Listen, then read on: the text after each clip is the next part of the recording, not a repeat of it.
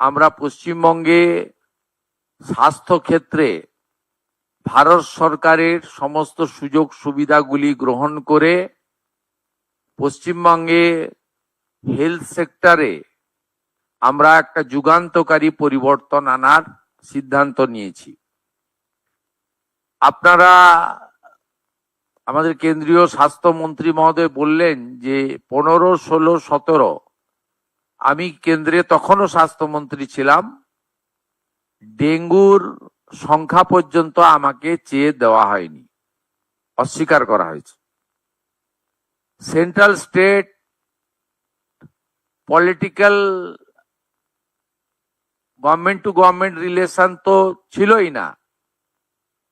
প্রশাসকদের মধ্যে বা ব্যুরোক্রেটসদের মধ্যে বা ডাক্তারদের মধ্যে বা হেলথ সেক্টরে যারা দায়িত্বপ্রাপ্ত তাদের মধ্যেও টকিং টার্ম, চিঠিপত্র আদান প্রদান ছিল না। একটা মারাত্মক ধরনের নেগেটিভিটি কাজ করেছে, যার কুফল সর্বত্র আমরা দেখতে পাচ্ছি।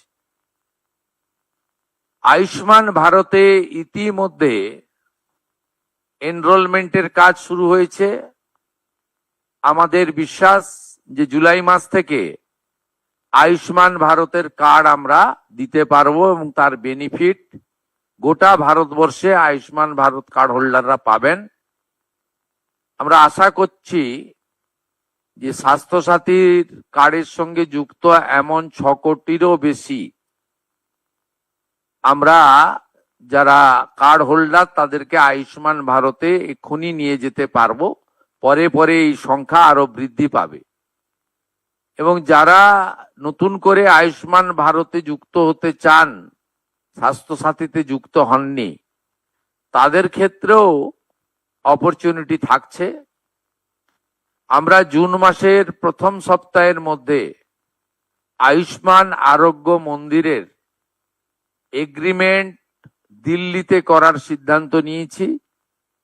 সেখানে পশ্চিমবঙ্গ সরকার এবং ভারত সরকার মন্ত্রী স্তরে, আধিকারিক স্তরে উপস্থিতিতে একটি ইভেন্টের মাধ্যমে বা একটি ছোট্ট অনুষ্ঠানের মাধ্যমে আমরা এটা করব। কারণ আয়ুষ্মান আরোগ্য মন্দিরের বেনিফিট শুধু পশ্চিমবঙ্গে থাকা স্থায়ী বাসিন্দারা নন, প্রায় 1 কোটির কাছাকাছি পশ্চিমবঙ্গের স্থায়ী বাসিন্দা কর্মসূত্রে পেটের টানে বাইরের রাজ্যে আছেন বা এডুকেশন নেওয়ার জন্য বাইরের রাজ্যে আছেন, তারাও এই সুযোগ পাবেন গোটা দেশব্যাপী। সেই এগ্রিমেন্ট আমরা জুন মাসের প্রথম সপ্তাহে দিল্লিতে করার সিদ্ধান্ত নিয়েছি। আমাদের সার্ভাইকাল ক্যান্সারের যে প্রিভেন্টিভ আমাদের ভ্যাকসিনেশন ফেব্রুয়ারি 2026-এ মাননীয় প্রধানমন্ত্রী দেশব্যাপী চালু করেছেন। পশ্চিমবঙ্গে 7 লক্ষের বেশি ডোজ ভারত সরকার তারা দিতে চান। আমাদের এই 14 থেকে 15 বছরের আমাদের বোনেদের বা বালিকাদের, তাদেরকে আমরা এইটা দিতে পারি, যেটা ভারতবর্ষের অন্যান্য রাজ্যে কমপ্লিট হয়ে গেছে। আগামী 30 মে পশ্চিমবঙ্গে এটা অফিসিয়ালি লঞ্চ হবে। বিধাননগর সাব ডিভিশন হসপিটালে আমি নিজে এবং রাজ্য সরকারের অন্যান্য প্রতিনিধিরা উপস্থিত থেকে এটা শুরু করবেন। 30 তারিখেই আমরা টিভি মুক্ত ভারতের একটি ওয়ার্কশপ কলকাতাতে করব। সেখানে পশ্চিমবঙ্গ থেকে নির্বাচিত, নবনির্বাচিত সমস্ত বিধায়ক এবং পশ্চিমবঙ্গ থেকে লোকসভা, রাজ্যসভায় যারা সাংসদ আছেন তাদেরকে নিয়ে হবে। এটা ভারতবর্ষের সব রাজ্যেই প্রায় কমপ্লিট হয়েছে। জাতীয় স্তরে এমপিদের নিয়ে কেন্দ্রীয় স্বাস্থ্যমন্ত্রী করেছেন। এই একটা উদ্যোগ আমরা এখানে নিয়েছি। আমাদের কতগুলো সেক্টরে যদি আপনারা দেখেন, তার মধ্যে প্রধানমন্ত্রী জন ঔষধি কেন্দ্র এখন 117টা চলছে, আমরা 467, একটাও চলে না এখন, চলে।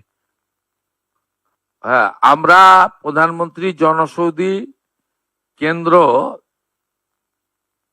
মোট 468টা করার প্রস্তাব, 469টা করার প্রস্তাব ভারত সরকারকে দিয়েছি, যাতে block health centre, BPHC, sub division hospital এবং ডিস্ট্রিক্ট হসপিটাল কভার করবে।